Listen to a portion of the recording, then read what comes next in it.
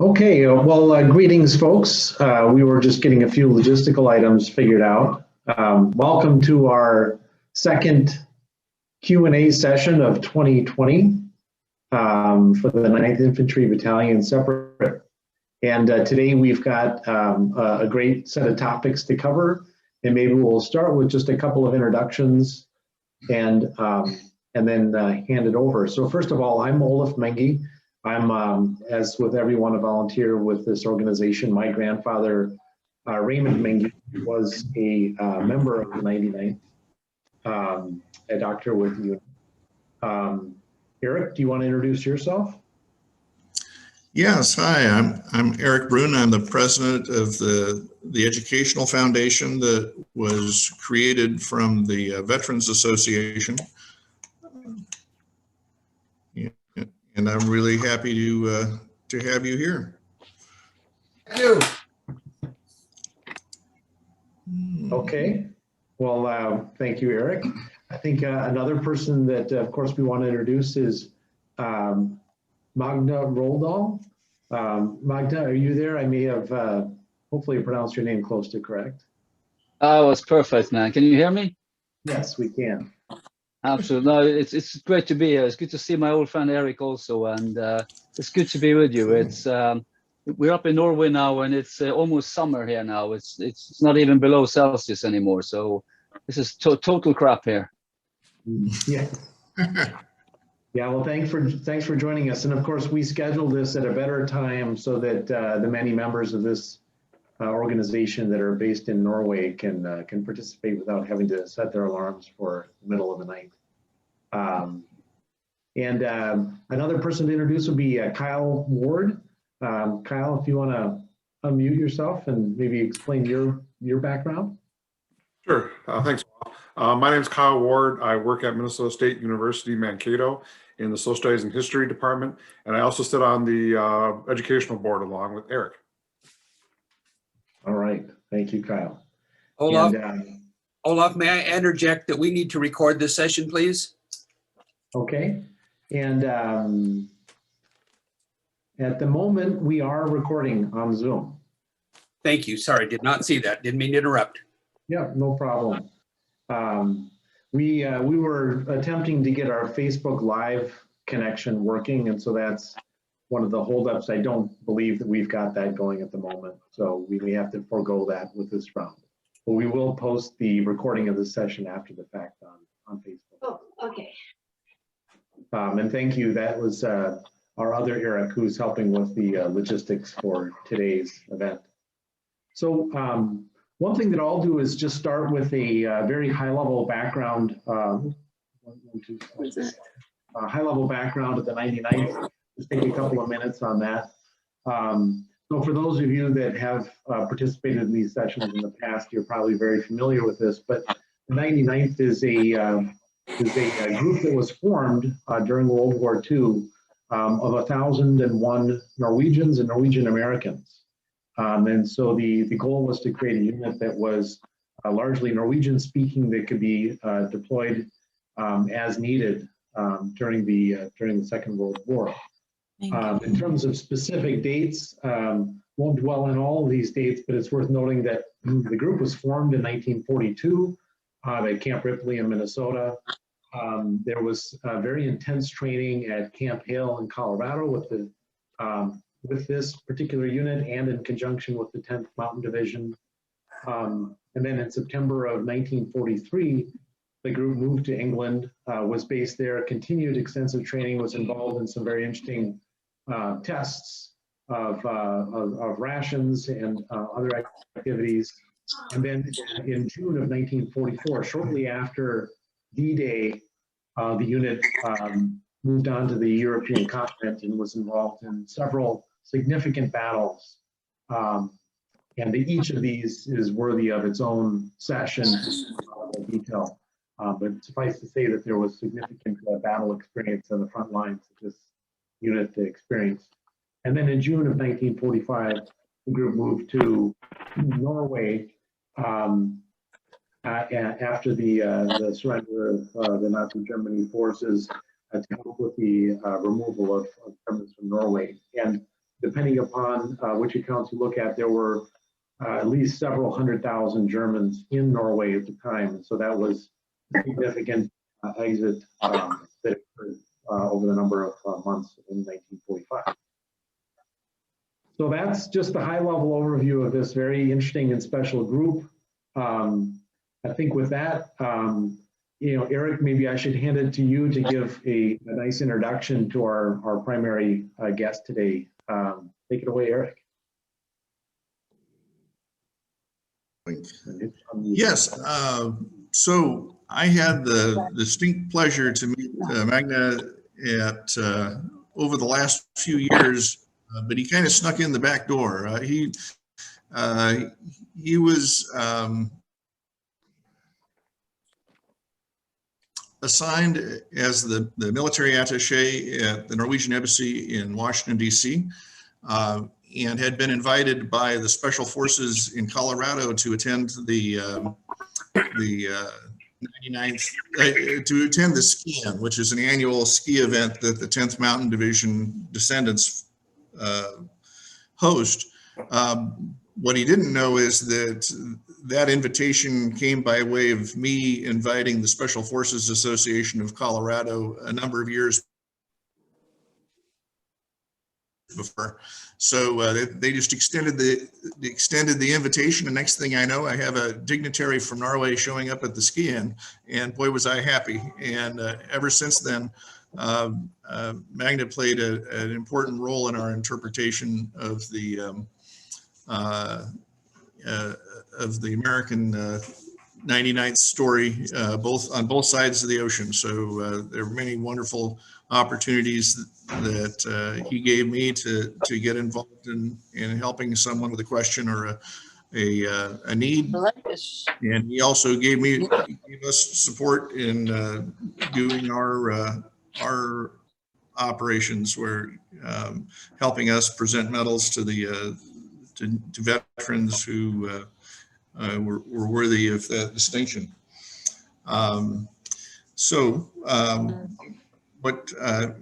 Magne, maybe you can tell us a little bit about a short version of your career and what you see as the importance of the 99th story in the Norwegian American saga. Oh, thank you, Erik. Yeah, well, where to start? It's I learned about the 99th some years before I even met you, Erik, and it's such a small world. I was the deputy commander of Norwegian Special Operations Forces, and in 2014, Norway, the Norwegian Defense Force, conducted a trip to Malmedy in order to honor the 99th Battalion with the ceremony at the statue there, and also at Valskjern, where we had one of the last living Norwegian commando that participated there. So I was so lucky to be on that trip, and so when you told me about the 99th, I actually realized that, hey, I know these guys. I've seen those monuments and I've seen those patches, and it was just by pure chance that we met up at the ski-in also, I reckon, because I was invited by the usual suspects and the friends that I have from Afghanistan and Bosnia and all around. So I've been 41 years in the military, and 30 of them in Special Forces. And I've had a wonderful career, and it's not about rank, it's basically about the people you meet. And Norway and America is really hand in glove. It's a bonding there. As you can see in that picture there, it's that the Norwegian flag is a little bit bigger than the American. It's pure coincidental. And it's a wonderful one. I have here on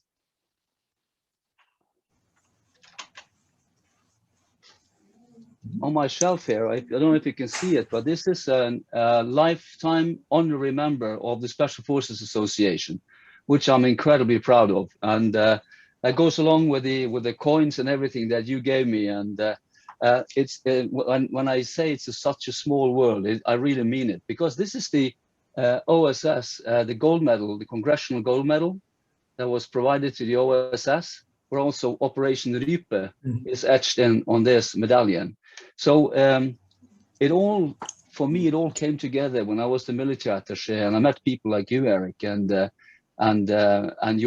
your fine colleagues that actually breathe and live for this and telling this story, and that we could be useful somewhat to a very small extent at the embassy to kind of forge and cement this relationship has been extremely important. And I tell you honestly that when I was really, really happy for what was going on was that when we were able to, after 3 years I was at the embassy, and it's not to my distinction, it's for you, we actually decorated 80 of the old veterans. The carpetbaggers that you provided to us, the 99th Battalion people, and a lot of distinguished servicemen that really deserved that honor. And I would say that was a highlight of my career, that we were able to do that due to this joint piece by Americans and Norwegians joining forces in this. So I'm incredibly proud to be a part of that. So thank you. You're so welcome. And just to explain what everybody's seeing in the picture that's on that slide, you have people in current uniforms, the different the camouflage. Those are members of the 10th Special Forces Group assigned at Fort Carson, Colorado. The 10th Special Forces Group Airborne has a worldwide responsibility to respond to American defense needs and embed and work with both the host nation Special Forces folks, but also like Magne, the other NATO and partners, their special operations folks from around the world. So these are world-class soldiers. They're world-class, they're diplomats in their own way. Their training is incredibly specialized. You see some of them in uniform. You see others in civilian clothes. Those are members of the Special Forces Association. This is their retirees. There are more than 300 SFA members in Colorado, and they have adopted our monument there, which you see in the background. That is the 99th OSS monument at the Tennessee Pass at a ski area called Ski Cooper. Ski Cooper was Cooper Hill, built by the United States Army for Camp Hale as a basic ski training hill, and is now operated by Lake County as a ski area. So every year, the 10th Mountain Division descendants go to that very mountain and ski in memory of their soldiers and a member of our soldiers. So on this monument in the background, you will read an inscription that actually it's kind of confusing to read, because the 99th soldiers and the World War II era Special Operations soldiers who were part of the Office of Strategic Services, or the OSS, well, those men had been recruited from the 99th. And when those 99ers and the OSS guys got together to build that monument, they actually take turns going down the monument in making statements. So if you read it not knowing anything, it gets kind of confusing, because they're switching voices, but it's two comrades sitting around the table sharing a story being told between them. So it's really touching that way. But the special operations folks of today and the special operations folks of yesterday, the SFA folks, have adopted that story, and about 60 or 70 of them to ski in memory of our soldiers. So this is really incredible. And part of that event is a mast flag ski that takes place at noon on Friday, and you have the American flag, the 10th Mountain flag. And now you have the Special Forces 10th Group's flag. You have our association flag, the foundation flag you see behind Olaf and I. You know, it's really exciting, but it's an exciting way to tell our story and try to, you know, make this, you know, part of today, and to explain, because, you know, 40% of the 99th and a larger percent of the OSS gentlemen had really, they were Norwegian citizens living in the United States for whatever reason. Either they had come off one of the merchant ships after being torpedoed, or they had been living here, or had come here as a result of the occupation of Norway. But you know, those men went on to, you know, they answered the call and they fought. So, but yeah, maybe what I'll do is that's what I see there. You know, I know, Magne, that the chief of staff of the Norwegian Army is featured in our documentary. So I know that you know, our story is known. How do you see we can continue to improve on our storytelling with each other? Well, you actually are. I was watching the news today and going through some of the stories that you sent about the Operation Rype, for example. Today it was actually introduced a new aquavit called Rype. for your knowledge, I sent you the links to it, because that is a living story now. The Second World War is huge in Norway, and that's well, and that's actually to show how these stories grow. Olaf, can you go to that slide about that human interest story? So I was contacted by a friend of yours, Ebba, about a bracelet that was found in Norway. And the bracelet you see in the top of that slide is very similar to one that I wear today. And I wear my father's bracelet.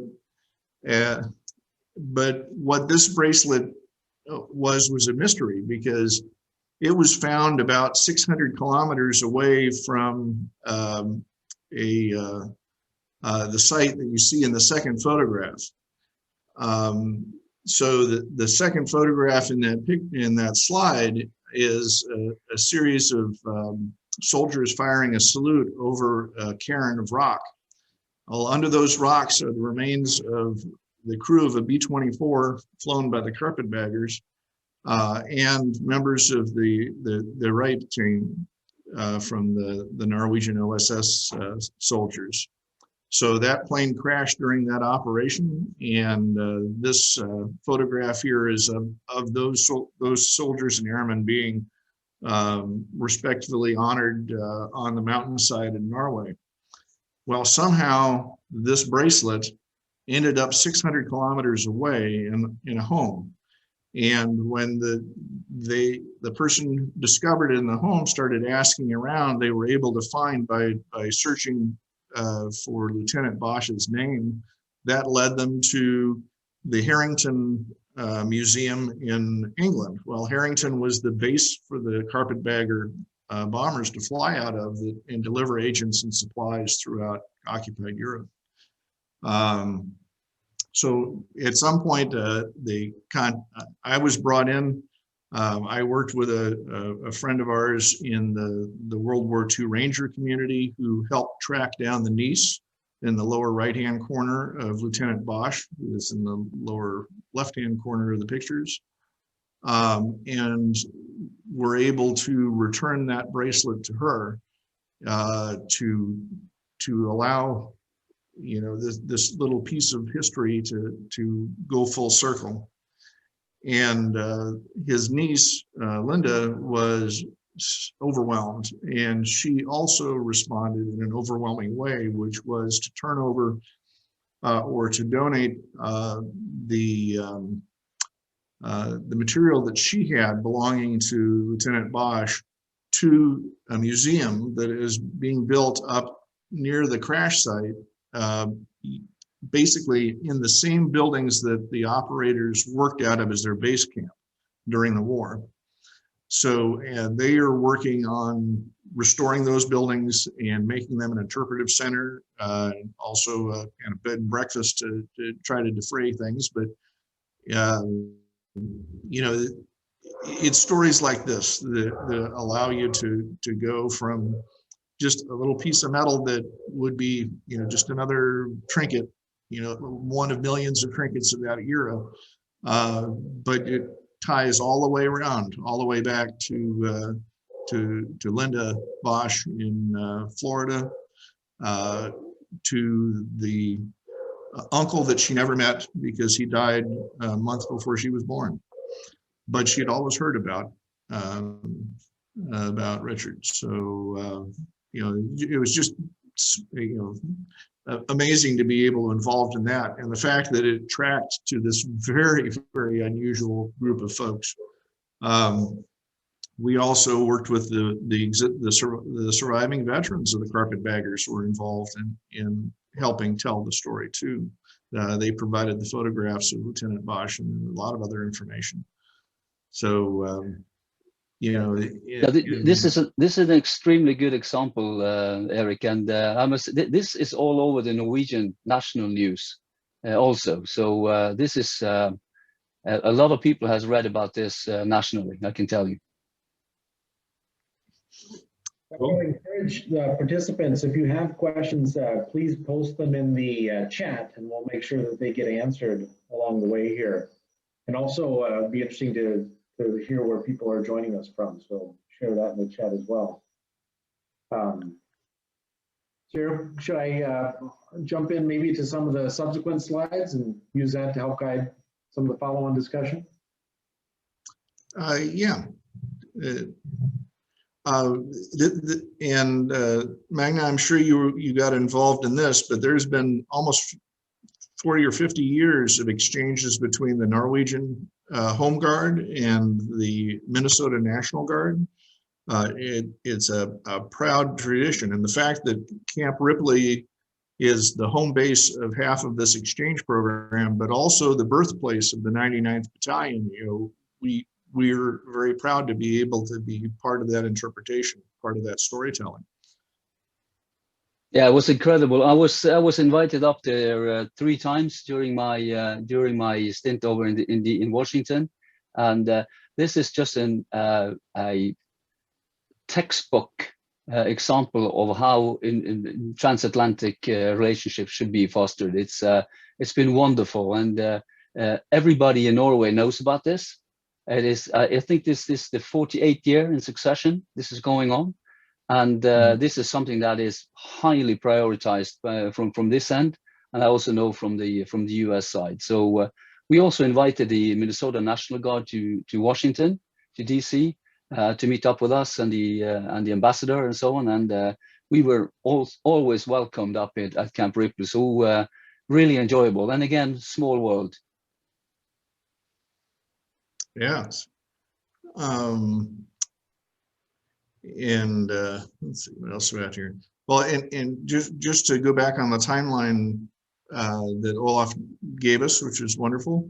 This is an actual artifact that my father received from a staff officer at First Army headquarters. But what it does is it shows the progression of First Army, which was who the 99th was assigned to, from England to Normandy and Cherbourg, and on through across Paris. Of course, the 99th, one of its first, you know, really blooding battles was on the Seine, the river that travels through Paris there, just north of Paris, in August of '44. But we were with them through Aachen, which is on the map there, and then fought in Malmedy during the Battle of the Bulge, which is one of the events that Magne referenced as his first introduction to the puzzle pieces that we're talking about here. Next slide. But here is part of a bigger story, and that is since 1943, the 99th had been at SHAEF, the Supreme Headquarters Allied Expeditionary Force, General Eisenhower's headquarters, had already been allocated in the plans to go to Norway at the end. There were 3 operational plans that were configured for possible operations in Norway. And the one plan that was never really considered to be used because it just didn't make any sense would be an opposed landing. So, but for all of the other plans, the 99th had actually been actively named as part of the Rankin plans, which were later the Apostle plans, to go to Norway. So part of that was they wanted to have an American regiment go to Norway as part of a an allied plan. So what that became was the 474th Regiment, which is the backup one. Olaf, if you can go back to there you go. The red patch there with the arrowhead and the black ribbon across the top. And of course the Viking ship, which was from the 99th patch. What that patch tells you is that the men of that regiment came from Darby's Rangers, about 400 members of Colonel Darby's Rangers who fought in North Africa, Sicily, and Italy. 400 of them, and about 1,000 members of the 1st Special Service Force, which is the red spearhead you see there. They were the other 2/3 of the new 474th Regiment that was formed in January of 1945. That regiment was formed specifically to be that regiment to go to Norway. But in the meantime, they had no illusions about the utility of a combat regiment. So they had a mission until that time. So you see that the arrowhead begins in Barneveld and then advances up to Aachen and then points west into Germany and up to the Czech border. As on the 7th of May, 1945, when the first surrender documents were brought up, the Germans approached the Allies for surrender. There was an immediate message which went to the regiment to tell them to stand by. And as a matter of fact, Lieutenant, may have been a captain by then, but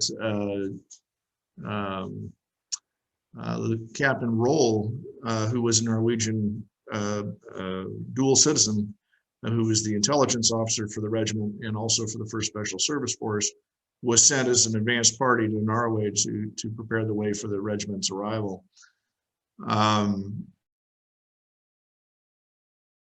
The very poignant part of that is that his father had been killed by the Gestapo during the war.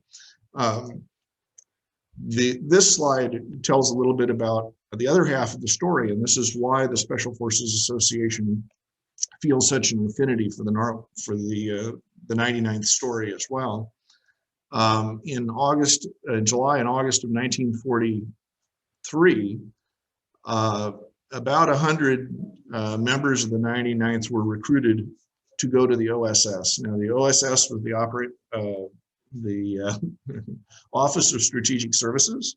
The OSS was a civilian agency. It was the first intelligence agency that the United States had that was centralized, if you can get the drift there. Well, part of that was they saw what the Special Operations Executive in the United Kingdom had been doing for a number of years, and they wanted to have a force that could go out and work with the insurgents, work with the resistance in those countries, train them, but also be able to conduct operations themselves if they need to be. So that's where the operational groups came from.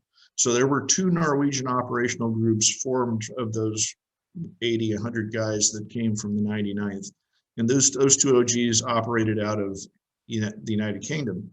And as you see in the slide, the numbers 1, 2, 3, 4, 5, those are where they jumped.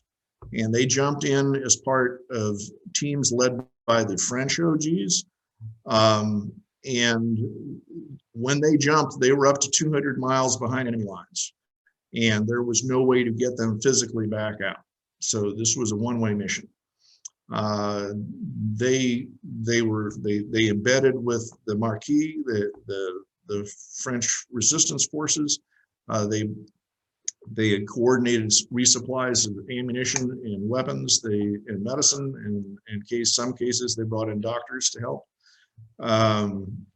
But at the end of and that's what you see: Percy Pink, Percy Red, Patrick, Christopher, Adrian. Those were all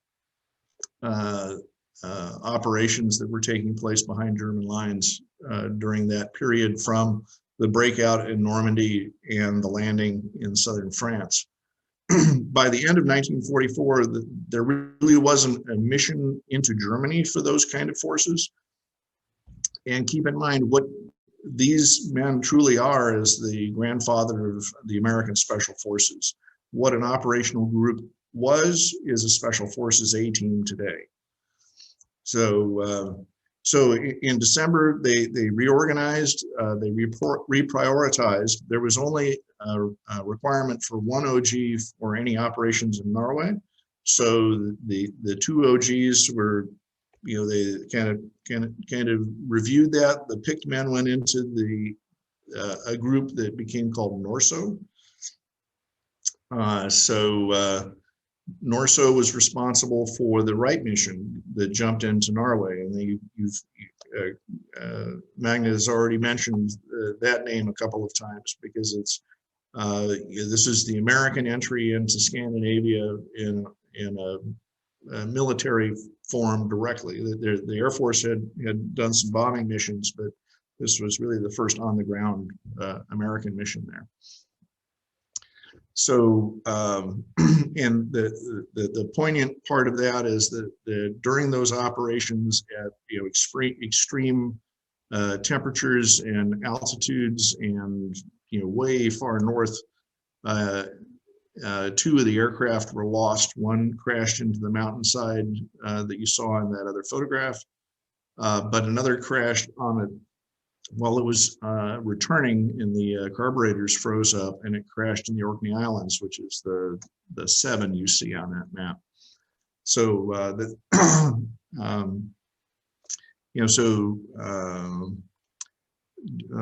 I have the next slide now? But just to show you, first of all, this is a manuscript Manning roster that Matt Boland shared, and his father was Colonel Boland at the top of the list there. It's just incredible. I love it when we find these gentlemen who were absolute pack rats. There's some just incredible material that Matt has been able to share with it from his father. But in this, you see the second name on the list. The executive officer of NORSO is a man named Colby. This is William Colby, later head of the CIA in the 1970s. But the red dots you see on that, those are the men who originally came from the 99th. So 2 years later, 2 years of combat, and that's been how many people from the 99th were still present in the Norwegian operational group. So when you saw that monument, when you go to Colorado and you go up to Leadville and go have lunch at the Silver Dollar Saloon, and remember that a 99th guy threw an MP through that window, and you come back and stand at that monument and read the storyline going back and forth between these gentlemen on the monument. This is why, this connection here between those two groups. See, what is there? Is there another slide? We get into something else, and this is kind of this is a series of photographs from one of those men, and his name was Sivart Wint, and commonly known as Ron. And two of his sons have been helped me several times at different events. They both live in California, and it's just it's great to be with them.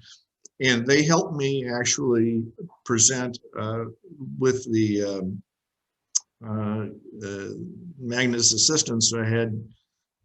We had the Norwegian Council from Los Angeles come up to Palm Springs to present medallions to the veterans of the Carpetbaggers in memory of people like Lieutenant Bosch, because these were his squadron mates, you know.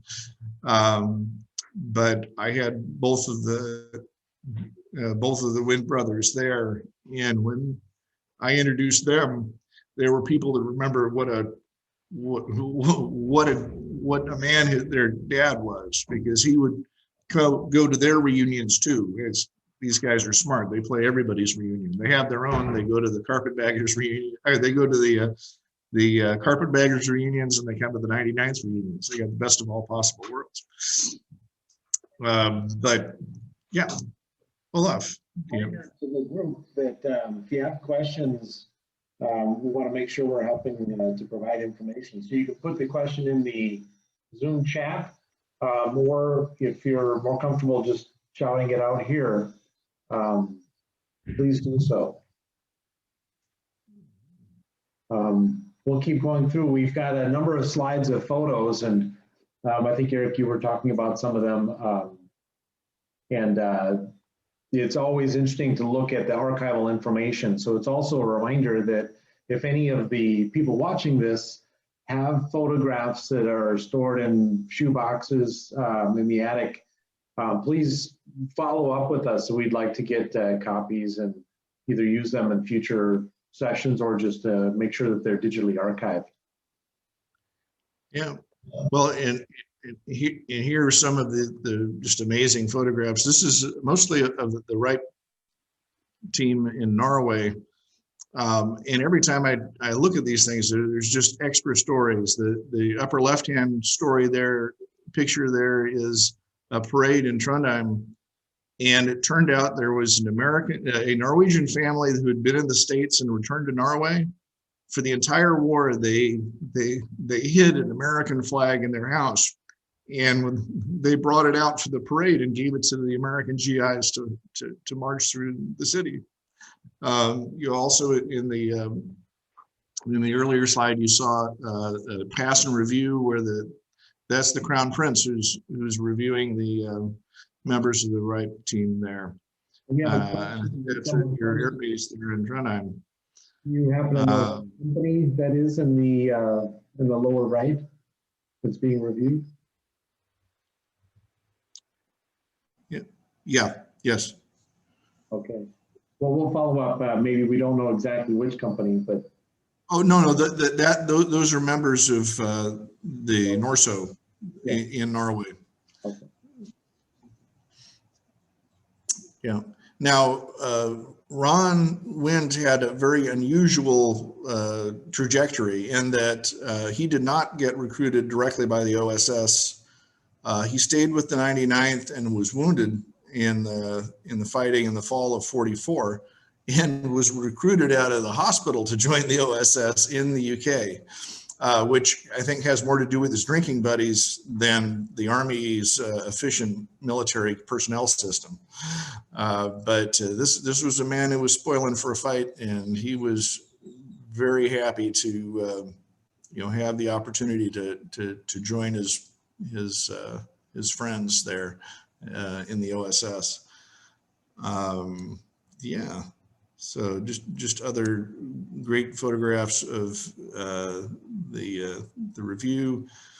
I think the one with the airplane is when they're heading back to the United States, because that is a completely preserved, unissued P-47 there. But I think you have the lower left is the group in at the farm there, Magne.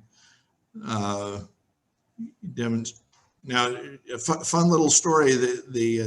After the OSS dropped them in Norway, one thing they ended up doing was send messengers to Sweden to get real ski equipment to do their operations. We hardly mentioned that story. That means they were not equipped with the best materials, or that they needed to be resupplied? Well, American military skis, even to this day, are designed by a committee. So they're designed to do all things, which means they don't do any of them very well. So they wanted to get, good cross-country equipment that was, and since everything was locked down in Norway, I mean, there was no stuff on the market there. You'd have to go to Sweden to get it. But at that point in the war, there was a lot of tacit support from the Swedes, very diplomatic. So as a little example, you see the gentleman holding the guidon in the upper left-hand corner of the picture there. A guidon is a military flag for a company or something. Well, I made a duplicate of that guidon and provided it to the Special Forces Association, and they proudly ski it down the hill there at the ski end. And they went as far as you see the top of the guidon is actually a ski pole, and they reverse engineered that, and they have their own that includes that. I believe the mansion there is the Congressional Country Club, which was where they trained around DC. Doesn't look like an English manor to me.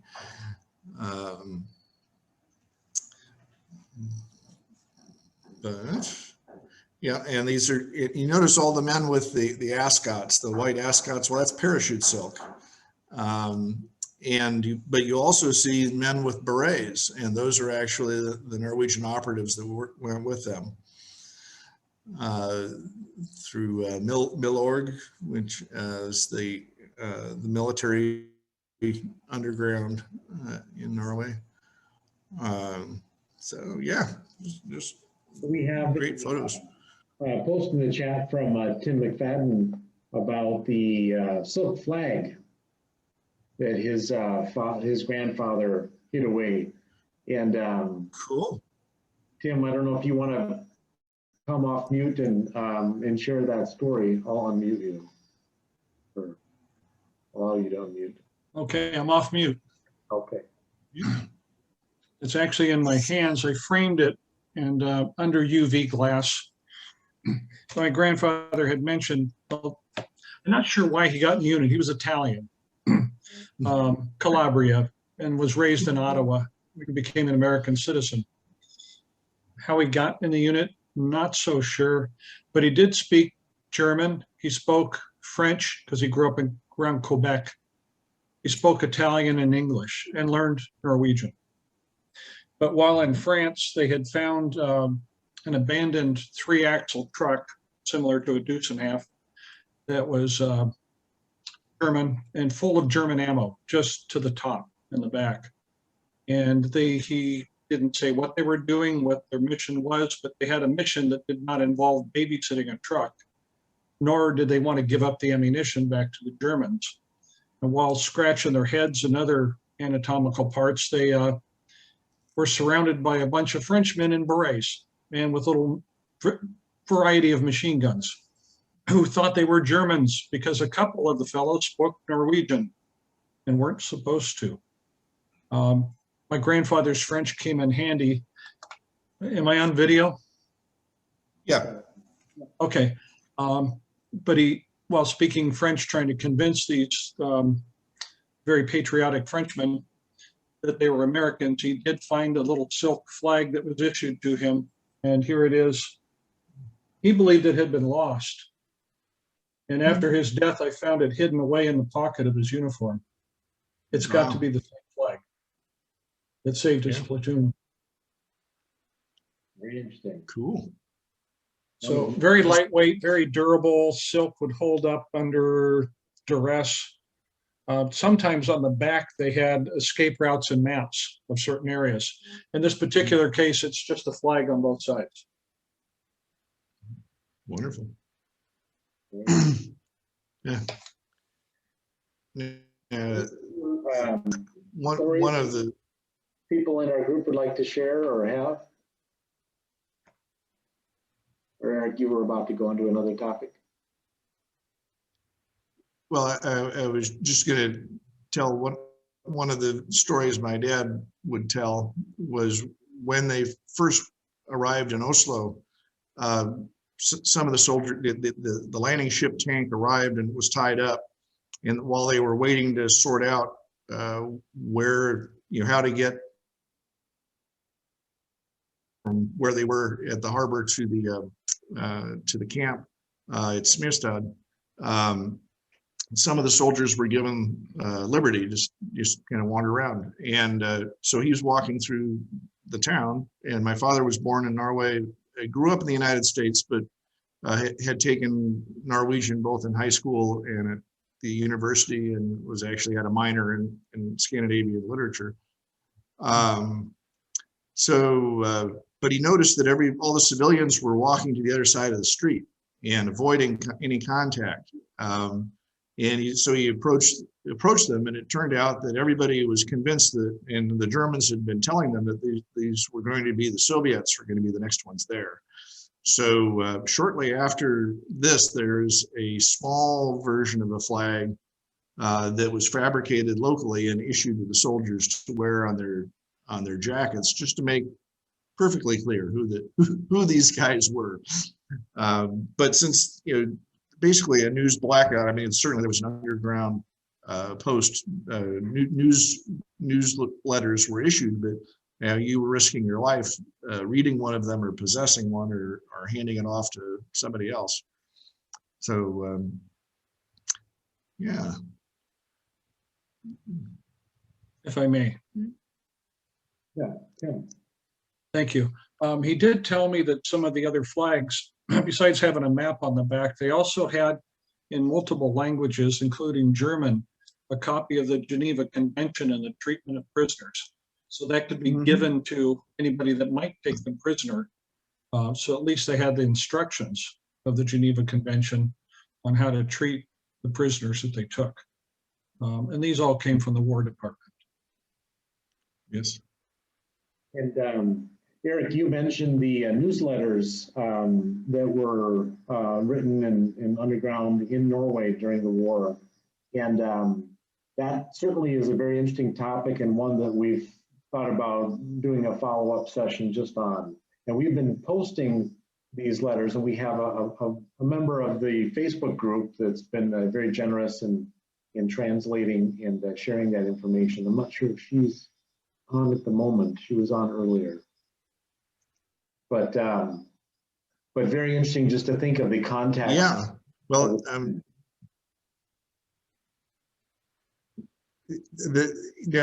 Magne, can you tell the story of the paperclip? It's on the back of the World War II medallion that was provided to many of our veterans at the end of the war. One of the symbols on the back of the medallion is a paperclip, just a common office product. But Magne, do you want to tell that story, where that came from? No, I don't recall that in particular. Well, what I have heard was, once the Germans occupied Norway, they, first edict was that you could not display a Norwegian flag. Certainly, if since it relates to the king, because the king of Norway had escaped, unlike his brother. Now, his brother was captured by the Germans in Copenhagen on the first day of the German operations. So the Danish crown was a prisoner for the entire war. But in Norway, the Germans were trying to control information and control the way people express themselves. So people started putting bunting out that happened to be the national colors, and so the Germans had to stop that.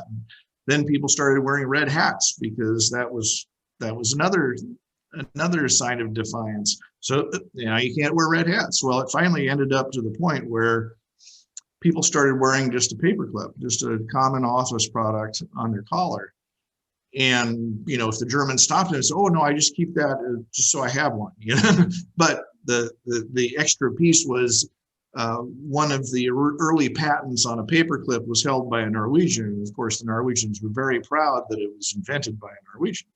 So this was a way of expressing national solidarity and being very passive aggressive toward the Germans throughout the war.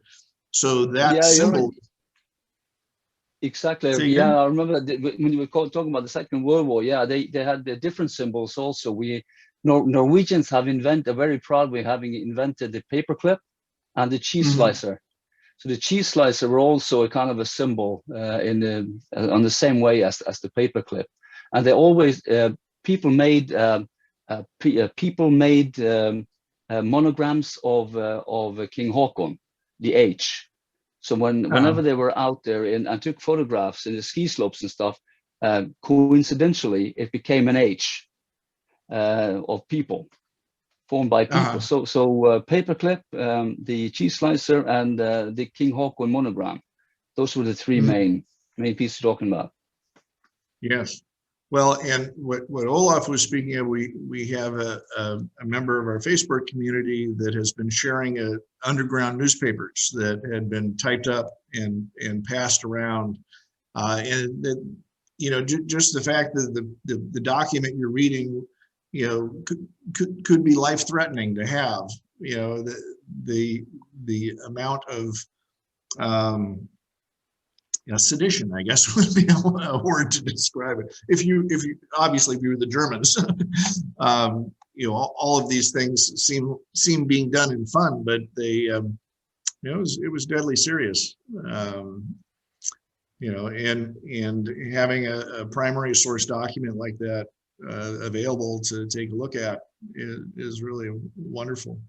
Yeah. That's Henny that has been translating these newsletters for us, and her father. I see she's in the session, but she's been having some problems with sound. Henny, if you're on, do you want to share a little bit about your experience? It was her father that was helping in that region to translate and share these newsletters. Hi, Henny. She may not be able to join the audio part, but well, I see that I see your name and comments here that she's on. And things are going okay. Henny, can you unmute your microphone?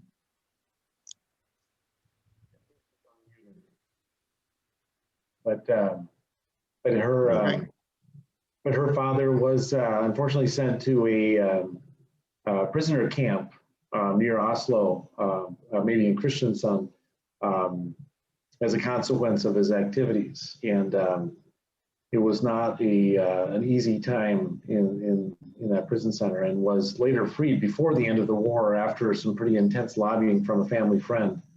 And so it's just one of many very interesting stories that have emerged as we've continued to keep the stories alive. And so she said that the audio is a problem for her, but she's done a great job of translating these as an unofficial translator, and we're getting connected with the university system in Norway to ensure that they have an inventory of these newsletters in addition to the ones that they already had. So watch the Facebook for more posts on topics on that and similar things. So Erik, maybe we should look at closing up. We're just down to the last few minutes. Yeah. There's a lot of information, sometimes too much information to digest, and there are different places for people that are interested to go to. Maybe the first would be our website, 99battalion.org. A lot of great archived information that's stored and referenced there. The Facebook group has become quite active. We have over 1,700 members of that group, and so there's frequently chats going on every day about different topics. There are a number of books that have been written. There's a DVD available, and we're also expanding out a library of YouTube videos that will be reposted soon. We do have a survey that we're going to be closing out shortly. The survey is linked in this deck that we'll be sending out afterwards. I'm very interested in getting feedback from people on the topics that are interested in and how they may choose to participate and volunteer to continue the story. Probably one thing to note again is that there is a new military museum that's going to be built in Minnesota. And the 99th Infantry Battalion is expected to be one of the exhibits in that new museum. And so we've got an effort underway that Kyle Ward is involved in, as well as a few others, to ensure that there's a good representation of the history related to that special group. Anything else to add, Erik, before we look to close out? Well, let's ask our guest if he has any parting shots. Yeah, hello from Norway. Hey guys, thank you so much for allowing me to be on. It was great to see you all and to participate in this.